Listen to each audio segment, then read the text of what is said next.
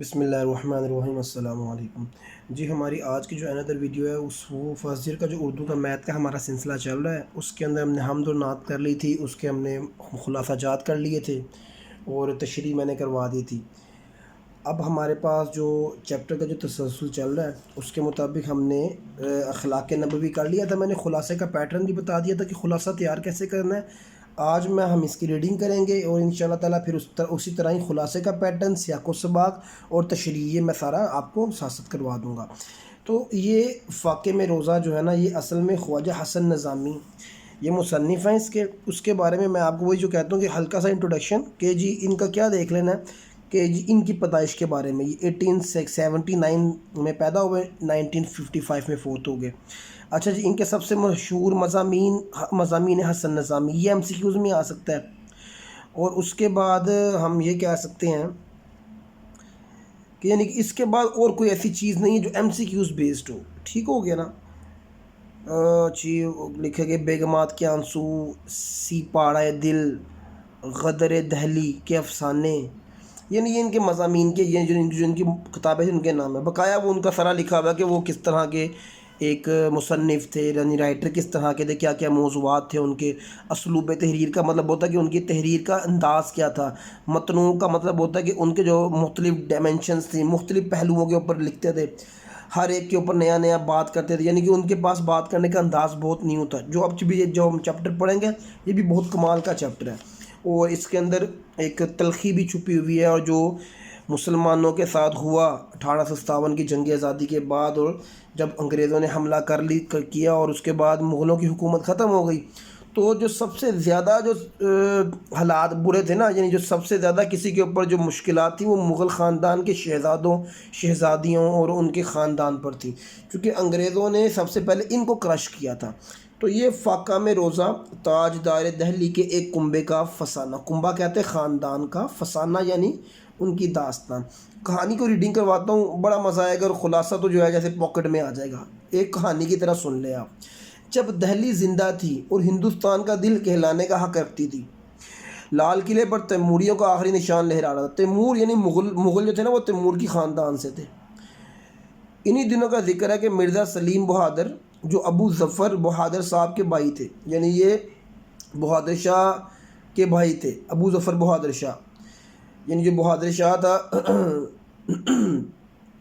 جو آخری بادشاہ تھا مغلوں کا، اس کے بھائی تھے، اپنے مردانہ مکان میں بیٹھے ہوئے دوستوں سے بے تکلفی یعنی بڑے کھلے ڈھلے انداز میں بات کر رہے تھے کہ زنان خانے سے، زنان کہتے ہیں عورتوں کا رہنے کی جگہ، یعنی ان کے اندر سے نا، یعنی جہاں پر ان کی بیویاں یا ان کی گھر کی عورتیں، ایک لونڈی باہر آئی۔ لونڈی غلاموں کو کہتے تھے، یعنی اس دور میں جو کہ یہ رواج تھا۔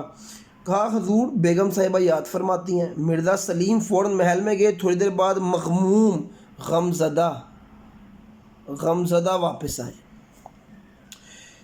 ایک بے تکلف ندیم کہتے ہیں دوست، ایک بے تکلف ندیم نے عرض کی، خیر باشد، مزاج عالی مقدر پاتا ہوں۔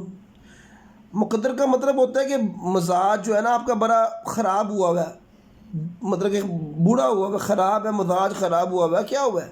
مرزا نے مسکرا کر جواب دیا، نہیں کچھ نہیں، بعض اوقات اماں خام خواہ ناراض ہو جاتی ہیں۔ کل شام کو افطاری کے وقت نتھن خان گویا گا رہا تھا۔ گویا گانے والے کو کہتے ہیں۔ ہوا یہ تھا اصل میں نا کہ رمضان کے دن چل رہے تھے، تو یہ سلیم صاحب جو ہے نا، یہ شہزادے تھے، تو یہ رمضان کے دن میں بھی نا گانا سن رہے تھے، تو اماں جی قرآن پاک پڑھ رہی تھی، تو ان کا یہ شور و غل بڑا ناگوار لگا، تو انہوں نے محفل بند کروا دی۔ اور اب وہ سلیم کہتا ہے میں اب یہ محفلوں کا عادی، اب مجھے سمجھ نہیں لگ رہی کہ میں یہ سارا دن کیسے بسر کروں۔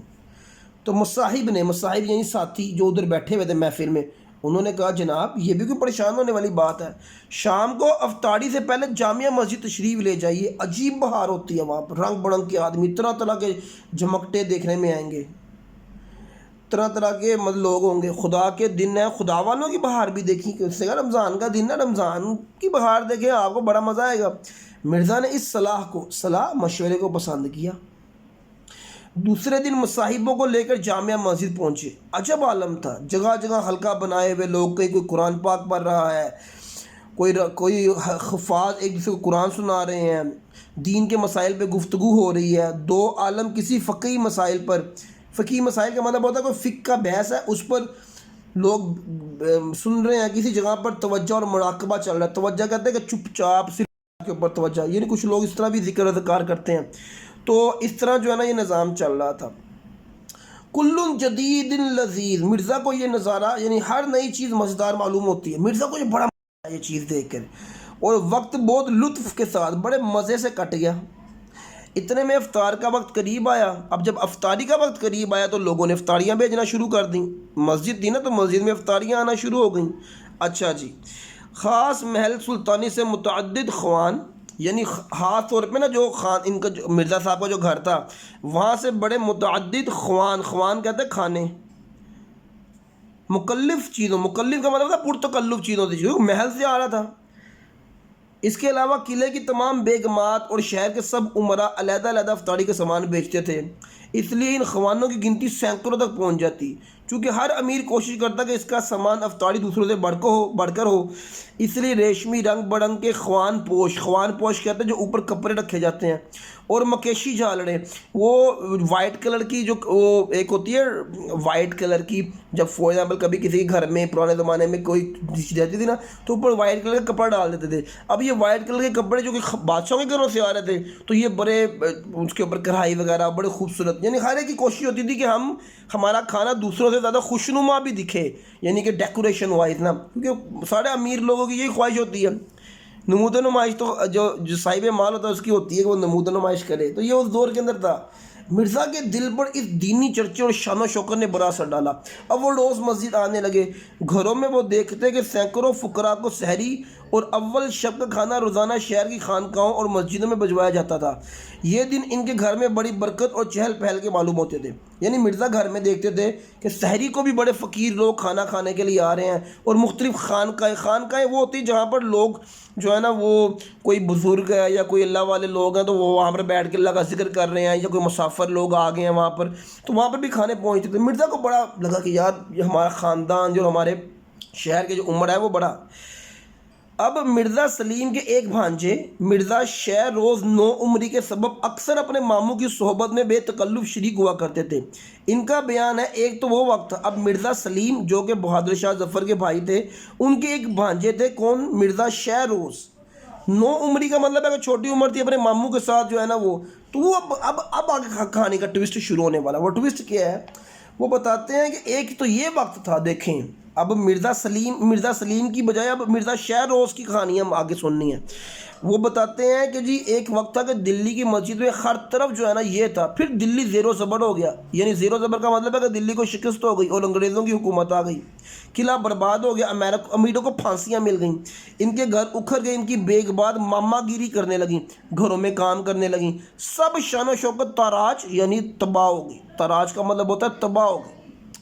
اس کے بعد ایک دفعہ رمضان شریف کے مہینے میں جامع مسجد جانے کا اتفاق ہوا، کیا دیکھتا ہوں جگہ جگہ چولہے بنے ہوئے ہیں، سپاہی روٹیاں پکا رہے ہیں، گھوڑوں کے دانے ڈالے جا رہے ہیں، گھاس کے انبار ہیں۔ شاہ جہاں کی خوبصورت اور بے مثل مسجد استبل کہتے ہیں گھوڑوں کی جگہ، جہاں پر گھوڑے جو ہے نا وہ رہتے ہیں، گھوڑوں کی جگہ اور گھوڑوں کے دانے مسجد۔ پھر جب مسجد واگزاشت ہو گئی اور سرکار نے اس کو مسلمانوں کے حوالے کر دیا تو رمضان کے ہی مہینے میں پھر جانا ہوا۔ اب وہ بتاتا ہے کہ ایک تو وہ وقت تھا کہ جب مسجد کے اندر ہر وقت جو ہے وہ اتنا بھیڑ بھاڑ ہے اور لوگوں کا ذکر ہے، اللہ کا ذکر ہے، اور سحریاں جاری افطاریاں۔ پھر اب یہ مرزا شہ روز بتا رہے ہیں سارا کچھ کہ انگریزوں نے جب حکومت پہ قبضہ کر لیا تو مسجد کو انہوں نے گھوڑے کو استبل بنا دیا، یعنی وہاں پر گھوڑے بندھے ہوئے ہیں انگریزوں کے جو فوج کے گھوڑے۔ بعد میں پھر انگریزوں نے مسجد کو خالی تو کر دیا لیکن اب وہ شان و شوکت نہیں رہی۔ وہ کہتے ہیں رمضان کا مہینہ آیا کہ چند مسلمان میلے کو چالے پیبند لگے کپڑوں کے ساتھ، کیونکہ سب کچھ لٹ گیا تھا، کچھ قرآن پاک پڑھ رہے ہیں۔ جب افطاری کا وقت آیا تو چند لوگوں نے کھجورے اور دال سیو بانٹ دیا، کسی نے ترکاری کہتے ہیں سبزی کے قطلے تقسیم کر دی، نہ وہ پہلے کی طرح شان و شوکت۔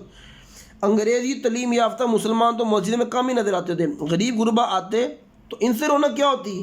پھر بھی غنیمت تھی کہ مسجد آباد ہے۔ اگر مسلمانوں کے افلاس کہتے ہیں غربت کا عالم یہی رہا تو آئندہ خبر نہیں کیا نوبت آئے، کہ کہ کئی لوگ مسجد میں رہیں بھی کہ نہیں، یعنی انگریزوں نے اس قدر تباہی کی تھی۔ مرزا شاہ روز کی باتوں میں بڑا دکھ تھا۔ ایک دن میں نے ان سے غدر کا قصہ، غدر کہتے جب جنگ ہوئی تھی نا، غدر کہتے جنگ اور تباہی کا فسانہ سننا چاہا تو آنکھوں میں آنسو بھر لائے اور اس کے بیان کرنے پر عذر و مجبوری ظاہر کرنے لگی، لیکن جب میں نے اصرار کیا تو اپنی دردناک کہانی سنائی۔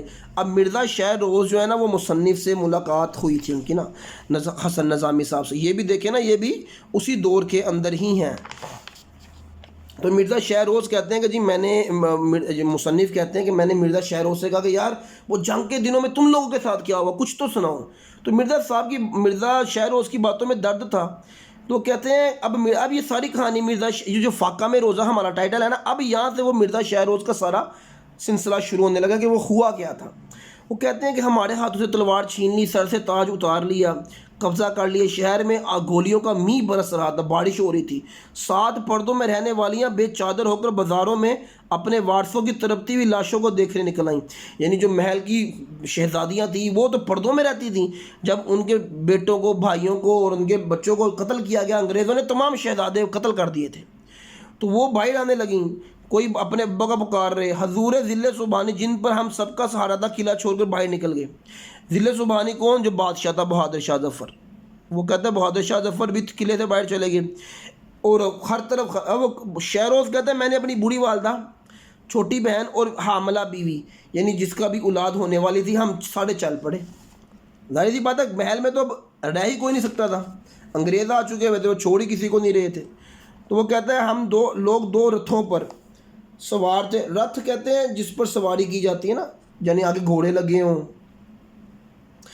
سید غازی آباد کا رخ کیا، مگر بعد میں معلوم ہوا کہ وہاں وہ راستہ انگریزی لشکر کی جولاں گاہ بنا ہوا ہے۔ جولاں گاہ کا مطلب ہوتا ہے کہ انگریزی لشکر نے پناہ لی ہوئی ہے وہاں پر، یعنی وہاں پر انگریزی لشکر ٹھہرا ہوا ہے۔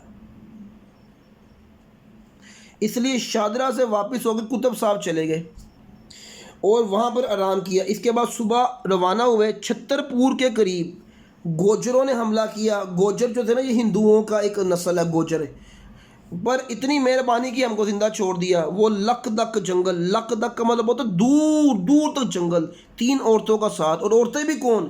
ایک بوڑھی، دوسری بیمار اور تیسری حاملہ، چونکہ ان کی چھوٹی بہن بیمار تھی، اور تیسری 10 برس کی، یعنی حاملہ بھی تھی اور بیمار بھی تھی ان کی بیوی، اور تیسری 10 برس کی نادان لڑکی۔ عورتیں روتی تھیں، بین کرتی تھیں۔ بین کا مطلب ہوتا ہے کہ مطلب اپنے حالات کے اوپر جو ہے نا بین، کہاں وہ محلوں میں رہنے والی اور کہاں اب ان کے پاس یہ حالات آ گئے تھے۔ تو میرا کلیجہ جو ہے نا وہ ان کے بین سے پھٹتا تھا۔ والدہ کہتی ہے الہی ہم کہاں جائیں، کس کا سہارا ڈھونڈیں، کس کا سہارا ڈھونڈیں، اس معصوم بچی کو کس کے حوالے کروں، اس بیمار پیٹ والے کو کہاں لے کر بیٹھوں۔ جنگل کے درخت بھی ہمارے دشمن تھے، کہیں سایہ نظر نہیں آتا تھا۔ بہن کو دیکھا تو مجھے وہ بیچاری سہمی ہوئی نظر آئی، سب کا منہ دیکھتی تھی، مجھے اس کی معصوم بہت ترس آیا کہ آخر میں نے عورتوں کو دلاسا دیا اور آگے چلنے کی ہمت بندھائی۔ گاؤں والے سامنے نظر آئے، غریب عورتوں نے چلنا شروع کر دیا۔ والدہ صاحبہ قدم قدم پر ٹھوکر کھاتی اور سر پکڑ کر بیٹھ جاتی ہیں۔ جب وہ یہ کہتی کہ تقدیر ان کو ٹھوکریں کھلوائے جو تاجوروں کو ٹھوکریں مارتے تھے، قسمت نے ان کو بے بس کر دیا تھا جو بے کسوں کے کام آتے تھے۔ یعنی وہ کہنے لگی دیکھیں ہم کو ٹھوکریں مل رہی ہیں، تقدیر ان کو ٹھوکریں، وہ کہنے لگے دیکھیں جنہوں نے ہمیں یہ حالات کیے، تاجور کہتے ہیں جو بادشاہ کے خاندان کے لوگ ہوتے ہیں۔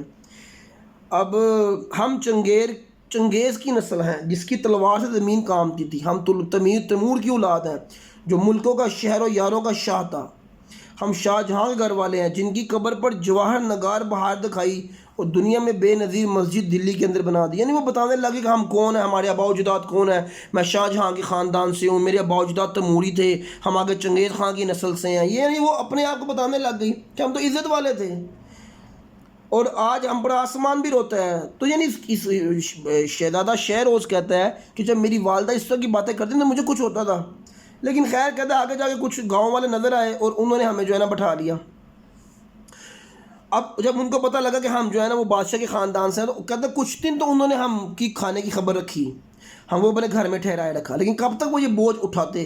ایک دن نا اس نے جو جہاں پر ہم رہ رہے تھے اس نے کہا میاں جی چپاڑ پہ ایک بڑات آنے والی ہے۔